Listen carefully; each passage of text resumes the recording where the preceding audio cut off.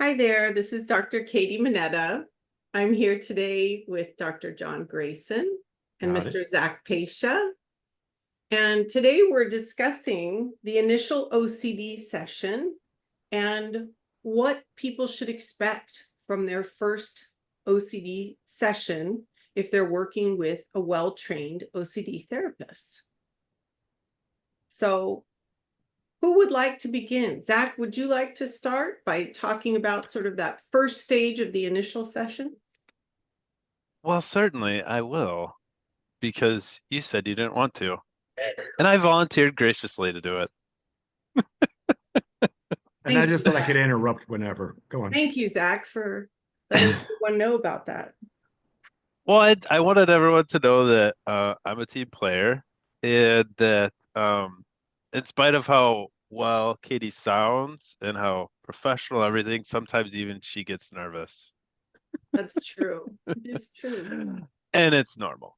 Yeah, it Yeah. is normal.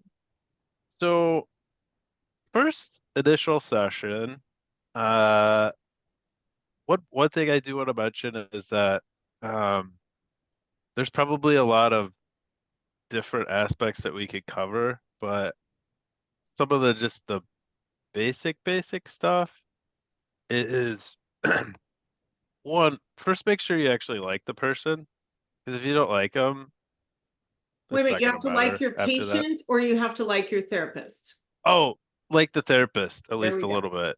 Okay. Yeah. If they're annoying, that can also be a good sign, because that means that they might be able to like push you to do things, which is good. Um, Aside from like some superficial stuff though, one, you're most likely should get some really good education on, well, what is actually OCD. Um, what are obsessions? What are compulsions? Um, I actually say compulsions once in my first session. Like if I write it on a whiteboard, I cross it off and I go, that'll be the last time I say that. I'm going to say rituals from now on, because what I have found is that compulsions is a very confusing and often misunderstood and misused term. Rituals, people, they don't miss that one too often. But so I basically try to break it out into a couple of categories of what's over here on this O part, and then on the other side, what are we doing in terms of, rituals, and um, also do some education on what ERP is, exposure and response prevention, exposure and ritual prevention, EXRP, whatever initials I guess you want to throw out there. It seems to be has grown over time. And just explain, the specific parts of what is exposure. If I'm afraid of a spider, are you gonna throw spiders at me? No, not exactly. And then also explain that there's actually two parts to it. It isn't just exposure. We also have to work on slowly reducing your rituals, over time. So, And can you give a um, few examples from your own yeah. clinical cases of like what types of obsessions, what types of like just in general, what is an obsession? What is a compulsion for Mhm. somebody with contamination, for somebody with self-harm, something like that? Self-harm's a good one because I have my fun knife here. Okay, so I have this knife here, and I'm like, well, what if I took that knife and just stabbed myself, right? Um, that would be an obsession, okay? And then the ritual might be, oh, I don't like that thought. That thought's scaring me. So maybe I should take this object and move it away from me. There'd be the ritual. Um, that is a very bare bones, very black and white definition of it. You can go off of that with lots of other things like, oh, maybe I don't really care if it's here, but like, what if later on, tomorrow, the next day, I suddenly snap? Um, and there's like a variety of factors, that can come up too. Like, I'm gonna lose control. I'm gonna do this, gonna do that. So part of the enjoyment, and I think both of you would probably agree with this, is that no matter who you end up working with, it's never the same. It's There's true. always little nuances. I've never met one person that has the exact same OCD as somebody else. So it's always a little bit different. Zach, do you use Always measures? painful though. Yeah, it's Sorry. always painful. Do you use Can measures? I add something? Oh, go ahead. Yeah. Yeah, because I think for me, the very point of the first session, I mean, it is information gathering on one hand, but I think you're also really important is I want the client who's ever coming to me to feel like I understand their OCD and their problems. That what they're hearing from me sounds like, oh, you really get what's going on with me. So I need some information, about their obsessions, what they're scared of, what their rituals are, how they try to fix it. Um, and their feared consequences, what they're afraid might happen if they do those things. Um, but eventually leading me to talk to them about, what is the nature of OCD so that they kind of feel like, oh, okay, this is why I have these problems that seem to make no sense. Because I think many times it just seems like I don't understand what's wrong with me because I know what's real and I don't know what's real. I'm going crazy. So, I feel like I want to help them have a feeling that, okay, here's what this is about, which I think for many clients, kind of is a unique experience because it suddenly sounds like, oh, what you're going to be doing with me, no one else has done. Right. Because, I think as all of us know, I mean, I think ERP is very powerful because even if done poorly, it works up to an extent. Um, but when they hear that we're doing a good job, it's like, oh wait, this ERP is going to be different than probably what I've had before, which is good because think I've had it before and it didn't work. It's good to know that the person I'm seeing is doing it differently. So I really have a focus on that they know that they get the feeling like here's what OCD is and it's really understood. Yeah, and You know, I think that's an excellent point, John. And sometimes what I will do to really sort of further that goal is I'll give people examples from other clients that I know will likely resonate with them, right? Mhm. And so, if somebody has a fear, like Zach had said, oh, what if I just go crazy all of a sudden, I grab a knife and I start stabbing people? I might, discuss another client who had a fear that they might hit somebody with their car, or they might drive into the median or something like that. And that sort of resonates with them. And I you think know, that might be important. one indicator, I guess, somebody uh that's looking for a good OCD therapist is kind of like what you're saying, and John, it probably leads into them being like, okay, this person's probably not full of BS, is that if they can rattle off 5 different examples off the top of their head, Yeah. they've probably done some things They that are probably treat a lot good of and helpful. OCD. Yeah. Yeah, Mhm. It's very yeah, true. yeah. And John had also mentioned something that I think is really important for that initial session. And I think Zach, you mentioned this too, is that, helping the client figure out what their feared consequences are. And that is a real dialogue that we do in that first session, because the truth is that, there could be two people that have contamination fears. No two contamination fears are exactly the same. Some people fear contamination because they're afraid that they're going to harm somebody else. Some people fear contamination because of the disgust that it's going to create in them. And so it's important that we figure out what those unique set of consequences are that they're trying to prevent from happening, because that's in part how we start to figure out what our treatment is going to be. Hmm. John, you always look So a little skeptical. Does John always look a little skeptical when I'm talking? Really? Yeah, I always feel Wow. like you do. You I do. feel like that's just his normal look. Oh, I know. So maybe it's skeptical about life. Maybe it That is. that that that might be true, though. I'm kind of an optimist. I'm a skeptical optimist. You are. I think so. For as like dark as your humor is, and yeah, it's in this sarcastic comments that you make. At the heart, you actually are optimistic. Yeah. It I took me a think while to somewhere in the realize that. first, I think, one thing that I will do that, and this might be altering the outline of how we're talking, but I think we'll recover, maybe. Um, where I'm going to kind of go early in the session after I get some feeling for what are their fears and, their concerns. I'll point out something that most clients know by the time they come in, which is, OCD has a zillion different multiple forms.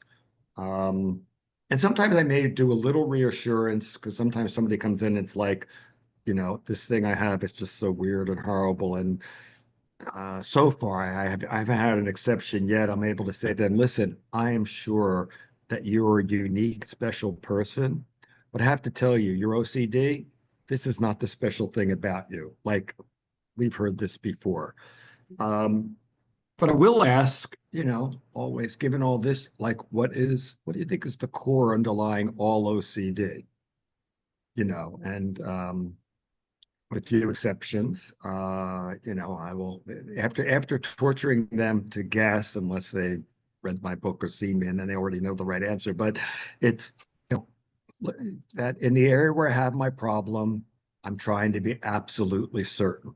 That's right. And I tell them research has shown us that, the only people who are certain are stupid. So this doesn't cover them. So, they're trying to do something impossible, and they don't do it across the board. It's just in the areas you have your problems. So I'll ask, I have this feeling, I want to be maimed, paralyzed, or disfigured. I ask them to verify that for my own reassurance. It's always great to hear somebody who doesn't want that. Right. And to point out, how do you get around town? They drive, or whatever it is, they're going out where somewhere a car could smush them. Right. And if this is not their OC fear, you never go out with the idea it's not going to happen. You go out with the idea, I hope it doesn't happen. And your brilliant plan is, I'm not coping with it until I'm being crushed under the metal, bleeding out. Other than that, I'm taking the risk. You risk death to eat at a restaurant. That's true. Yeah. So the goal is not to help you be certain. The goal is to help you learn to live with uncertainty, make it like this. And I find that set of statements, just, and you guys know me, so I can drag that out, and I have many more examples. But that set is very comforting to people because suddenly it all makes sense. Right. Because when I'm trying to be certain, it gives me a basis for, I have an idea of what's most likely. Mm-hmm. But if I want it to be definite, I'm stuck. Right. If I want to be sure that I don't slice and dice my wife tonight, well, one doesn't plan on going crazy, so I can't make sure that I won't go crazy tonight and that I won't slice and dice Kathy.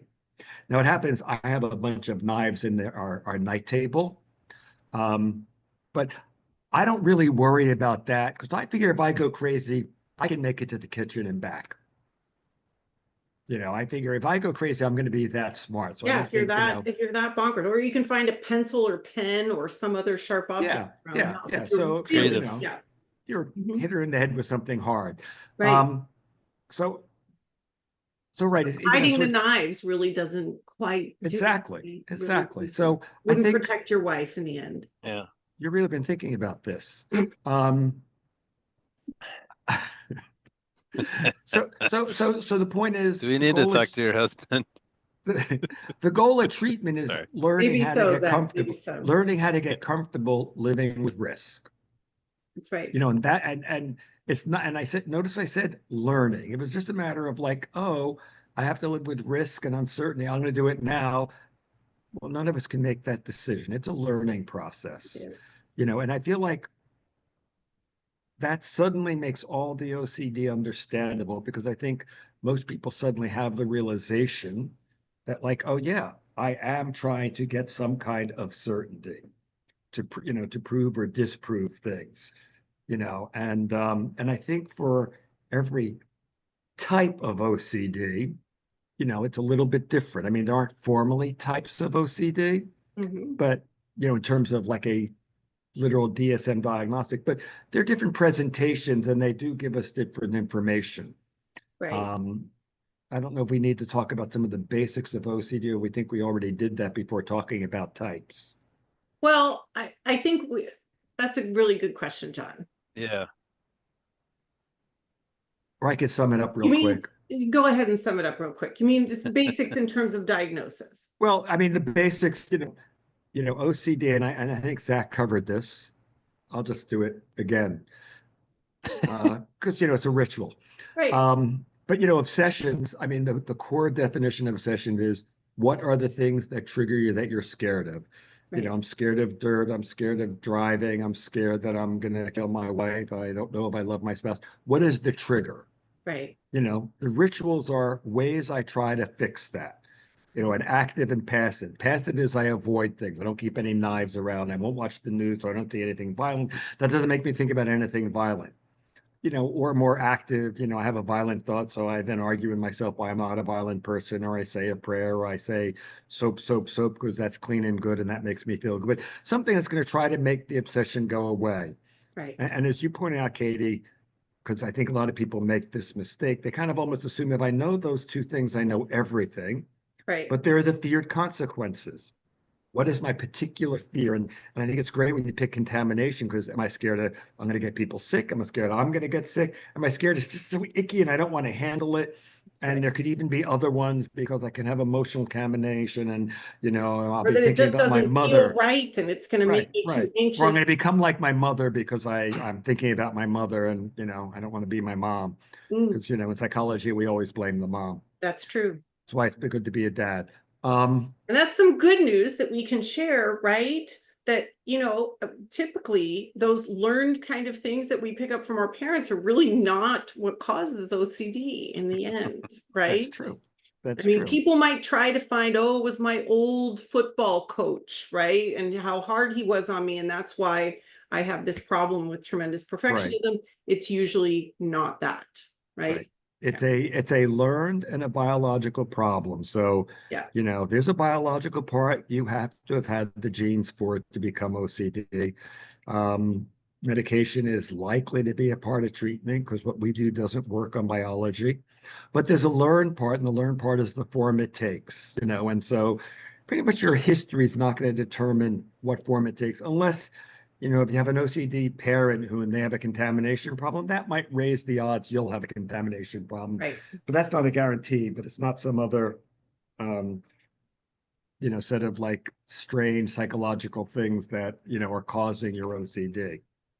So it may give some direction to it.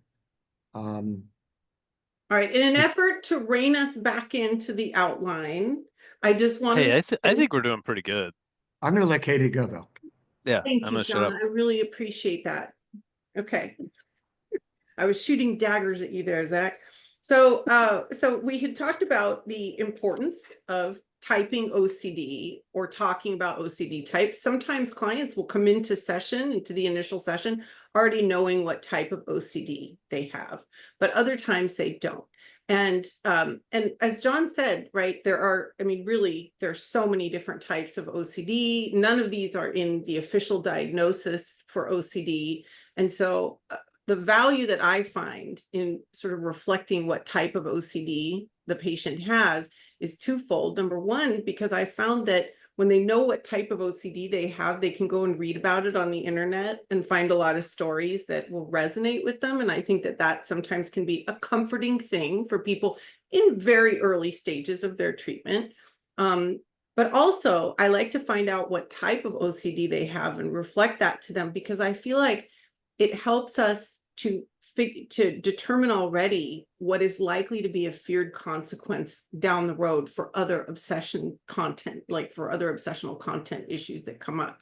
So if somebody has a fear of harm to self, and for example, if they are afraid that they're going to lose control of their car, or they're going to go crazy and slam into the median on a freeway, right?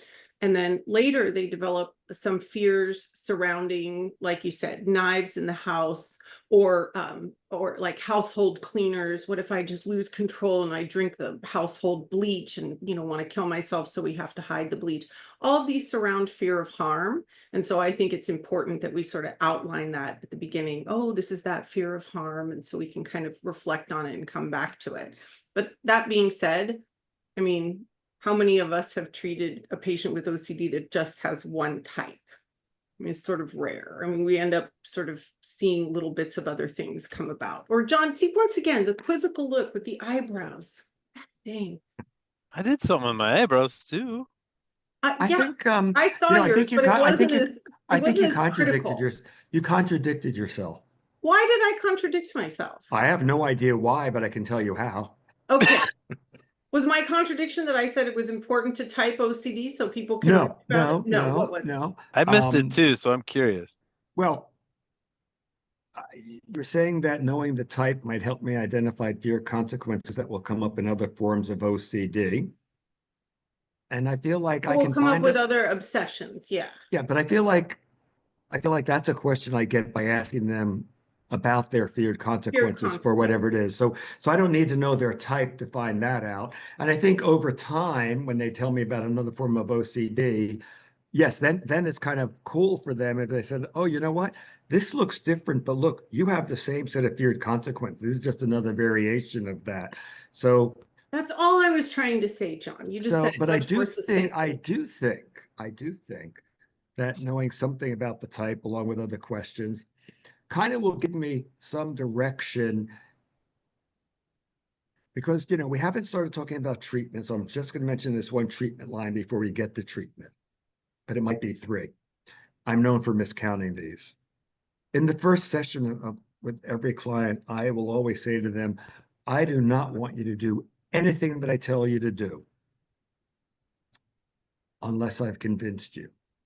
I would rather have you argue with me endlessly than just be a good little soldier and follow through. Because I'm trying to determine, when we talk about that uncertainty, that they are really willing to take the risk of living with uncertainty. And it's critical we say take the risk, because for the person, this feels like a real risk, and I'm going to take that seriously. Like, why would you risk doing this? What are the pros and cons of that, taking that risk? So, that becomes a giant question. And knowing the subtype often will determine kind of what I'll take from my own history of what I may be talking about. That I know it's a different set of discussions I'm going to have if they have the fear, maybe they're going to kill someone, than if they're worried about, are they blaspheming against God, versus how do I know I really love my spouse, versus What if I each of them molest kind of, children or something like that? right. Each of them kind of has a different path. And so, it kind of lets me know what arguments I might be doing. But again, I say might be because, all of us here are flexible, and, we're all asking a million questions before we actually start doing that. But it's kind of the basis from where I'm going to start discussing the key clinical question. Why would you take the risk of treatment? Right. That we're never going to say to you what you're afraid of is not going to happen. I might And say it's unlikely, but unlikely is not. And John, No. I think you're sort of highlighting one of the things that is important for people to know about a well-trained OCD therapist, is that a well-trained OCD therapist is not going to tell you that something is never going to happen. Right. Now there is an Or tell you what to exception. do, right? Yeah. Well, I always say, I'm not making you do anything. I'm just telling, some people say, do I have to do this? And I say, oh no, only if you want to get better. My clients hate that line. Yeah. Yeah, exactly. I think it's taking a risk, because unless you happen to be God, I feel like you're stuck with anything might happen. Low probability events are rare. And again, if I'm talking with somebody with OCD, we have to help them not try to pretend that low probability is no probability.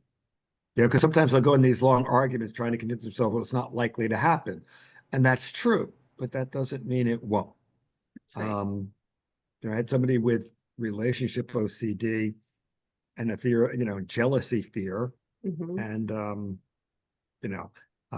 they were trying to work on all the reasons this wouldn't happen in their case that were really great reasons. But I had to point out that doesn't mean that it won't happen, which they didn't like. I said, but it might, but I don't like that idea. And I said, I understand that, but this is what we have to live with. That's You right. know, like if you were telling me you're afraid, you don't want to ever have cancer, you have no trouble admitting you might have it, and regardless of how unlikely it is. So the best we can do is that. And I think when we talk about exposure, the goal is not that it's not going to happen. No. The goal is actually to help you get more comfortable with the low probability, no matter how much you dislike it. Right. The goal is, if the worst happens, how will you find a way to try to cope with it positively? That's right. Even though it might be terrible. So whether it's I get sick, I accidentally run someone over, I am a pedophile, whatever it is. And we never, when somebody says I would kill myself if that happens, we never allow them to die. We tell them they're condemned to life. Because saying I would kill myself is a way of trying not to think about it. We want you to try to think about it. It's painful. Coping is painful at times. Sometimes the only good thing about coping is it's better than not coping. Right. Now I could go down a rabbit hole there, but I want to turn to Zach for just a minute because I happen to know from consultation with Zach that Zach has a wonderful phrase that he uses to describe this, which is that reality. What does reality Sucks. Yeah. No, I would say, I stole it from John, so I got to give credit where credit's due. Oh, It's more about acceptance. Acceptance sucks. yeah. Bigly, Yeah. big time. Yeah, it really does. But it's like, What do you mean by that? What do I mean by acceptance sucks? Yeah. Why? Well, because it's painful. it Why? usually means you're living in reality instead of fantasy. And nothing bad That sounds happens in good. fantasy. Nothing bad happens in a fantasy. Come on. Yeah. And reality is where life happens. And so then you're forced with all the things you were just describing of, well, I guess I'm going to make the best of I accidentally or I intentionally swerved into this barrier and tried to kill myself, didn't. And now I'm paraplegic in this wheelchair and I can't off myself. Right. Well, I got to learn how to live with that. Or it's not even my fear, but I became a paraplegic. Right. Yeah, sure. Or I think when we say acceptance sucks, like we want to be clear that this is not like for you people with OCD. It's for anyone. Your spouse dies. Yeah. Or better, or worse yet, all your children die. Yeah.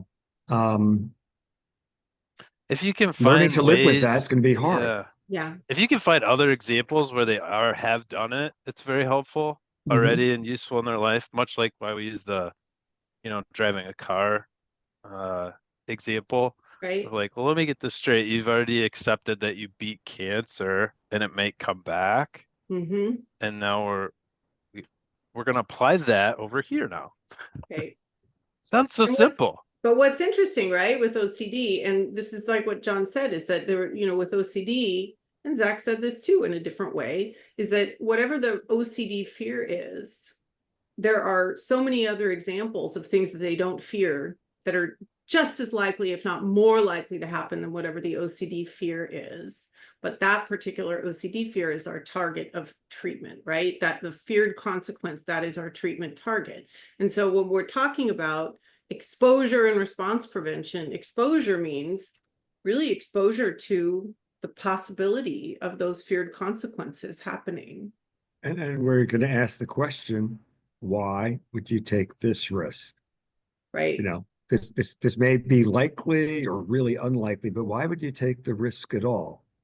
And I think in our assessment, we're going to assess correct me if I'm wrong, I have three potential broad areas, but there might be more. One area is, what have you lost to OCD? How is OCD stealing your life away? The second area is, how are you hurting your family and friends with your OCD?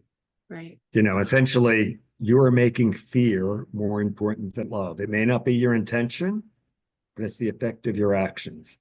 And the last one is, you don't have a choice. X might happen. And if you give me your rituals, I can usually find a way in which your ritual is not sufficient to really prevent it.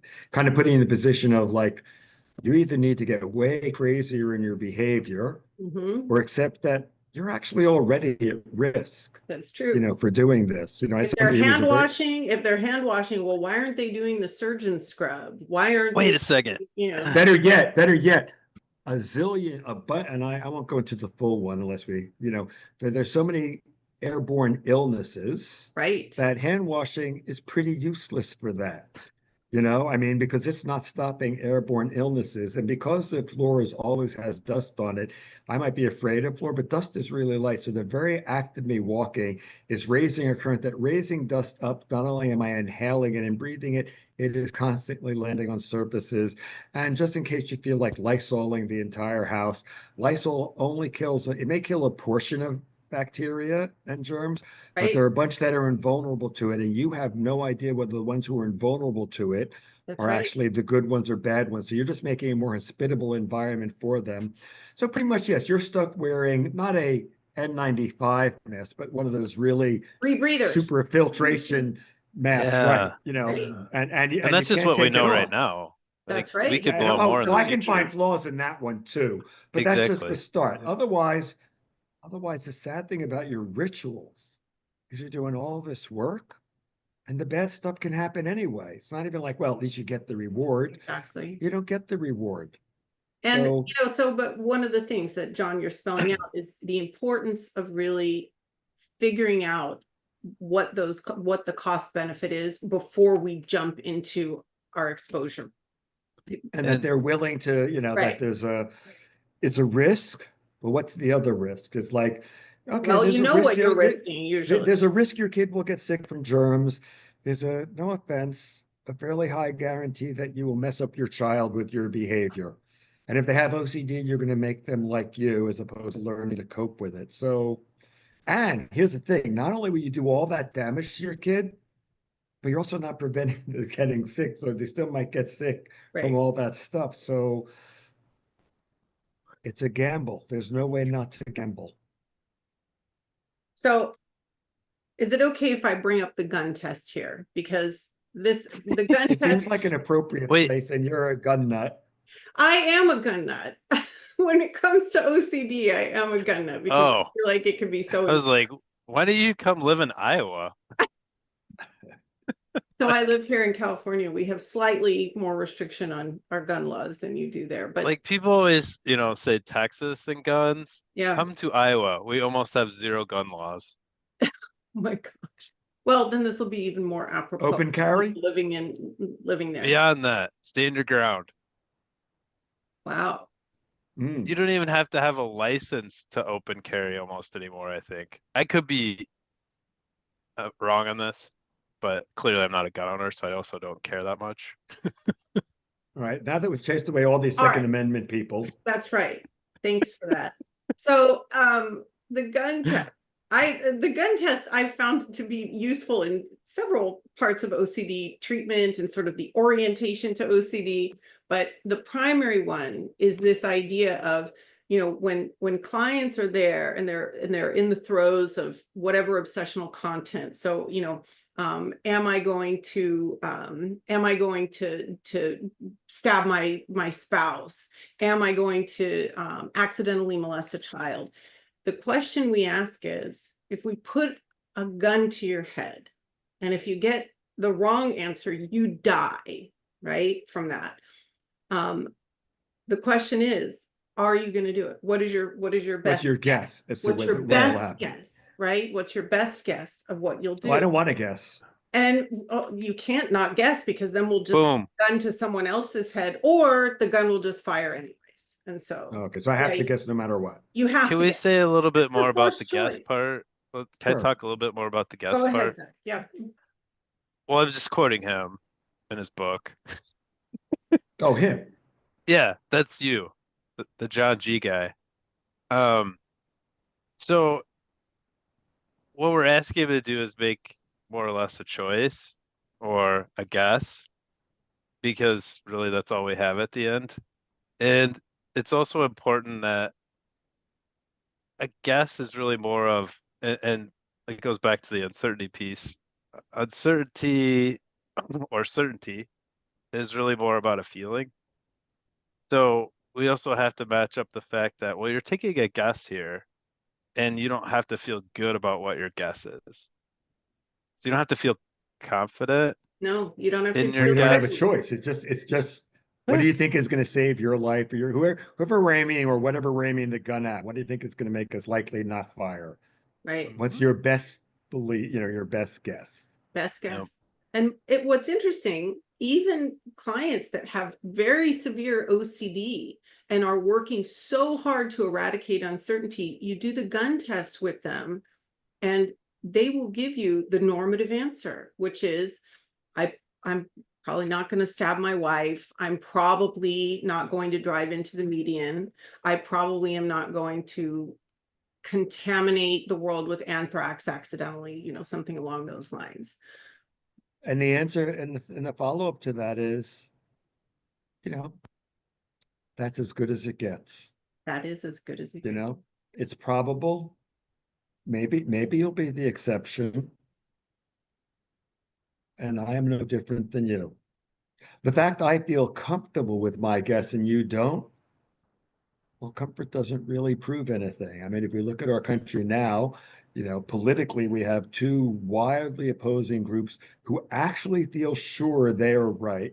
And it's really clear that at least one group is wrong, since they're so wildly apart in their views. But so the feeling of certainty, literally half the country means nothing, because if one group is right, the other's wrong. So, or when people get married, unless they're psycho, they expect Right. to be married forever. And in our country, half of them are wrong. So this feeling you want, it's a nice feeling. I mean, I People enjoy like the it. feeling. I Right. enjoy the feeling, but I understand it doesn't prove anything. Right. So I'll let myself enjoy it. And I understand you would like more of it, but don't act like it's this thing. I mean, really, you want a feeling that's wrong 50% of the time. And this is what you decide I need to guide my decision. Right. Um, But it's a guess. most clients will be able to, like I said, give us the normative Well, the answer. normative guess, but they don't It's just, have but they it's want the yes. feeling to go along with it. They want the feeling. And what I usually Yeah. say is, well, I'm sorry, you have OCD.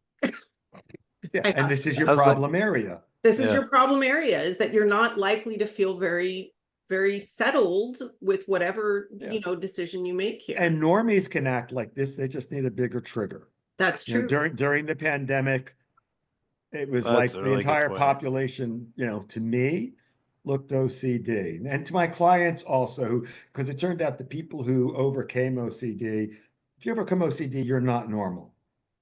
You are better than normal. That's And so true. my clients who had recovered, they would look around going like, these people are all nuts, referring to all the normies. And one client was saying, like, I had contamination. I'm looking at what these people do. They don't even know how to ritualize. There are so many flaws in ritualizing.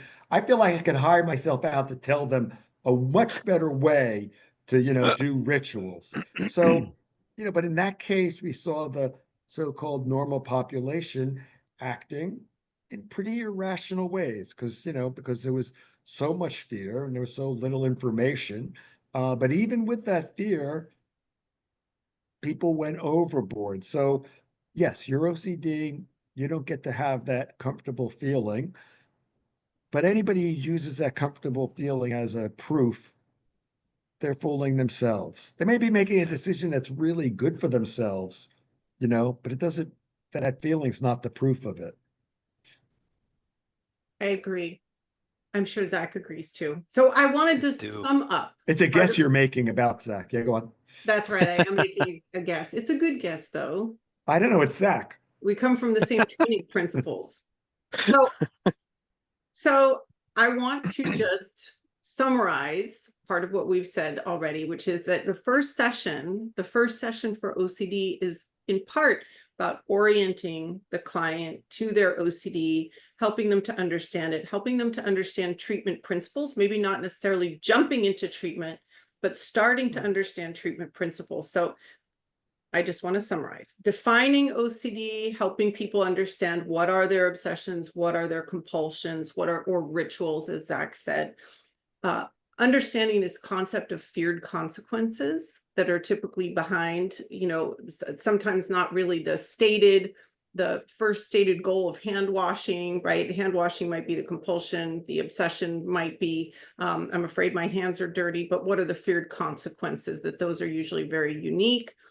Figuring out what type of OCD the client has, and then talking about uncertainty and why treatment is going to be so focused on embracing uncertainty, to the extent that we're doing this gun test and asking people just to make their best guess and then try to proceed with that best guess, even if they're feeling very unsettled.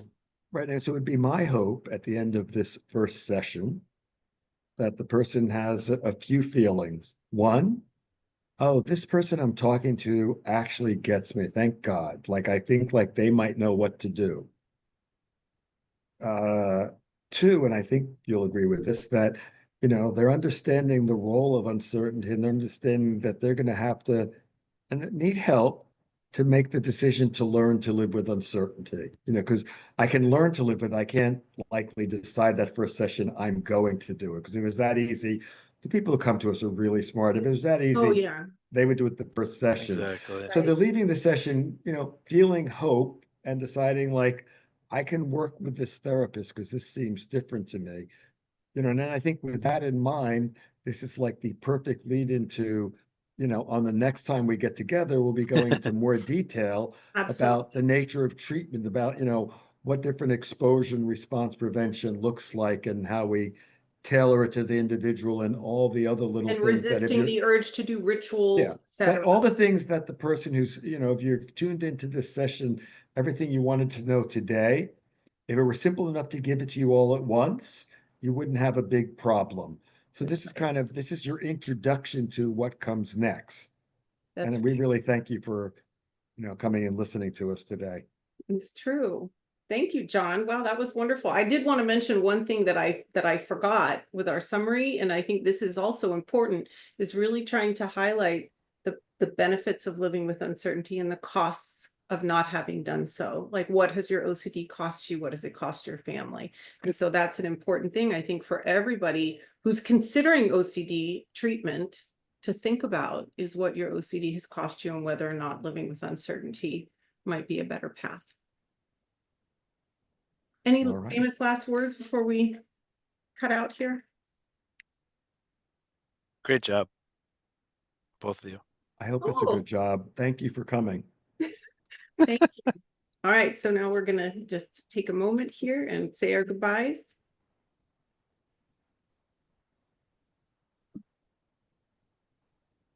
Okay, we're good.